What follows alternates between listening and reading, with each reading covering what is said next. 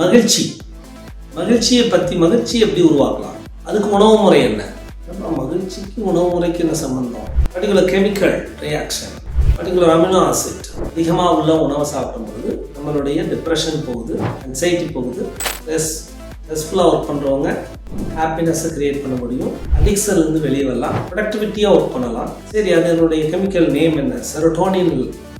பிரெயினில் ஒரு கெமிக்கல். இந்த செரோட்டோனின் பிரெயினில் கரெக்டாக செக்ரிகேட் ஆச்சுன்னா நமக்கு ஹாப்பினஸ் க்ரியேட் ஆகும், கோபம் வராது. இந்த செரோட்டோனின் பிரெயினில் செக்ரிகேட் பண்ணுறதுக்கு என்ன வேணும்னா ஒரு பர்டிகுலர் அமினோ ஆசிட் முக்கியமானது. ரைபோபன் அப்படிங்கிற அமினோ ஆசிட் முக்கியமானது. அது எதில் இருக்குது? பழங்களில் இருக்குது, காய்கறியில் இருக்குது, கிரைன்ஸில் இருக்குது, தானியத்தில் எல்லாத்துலேயும் இருக்குது.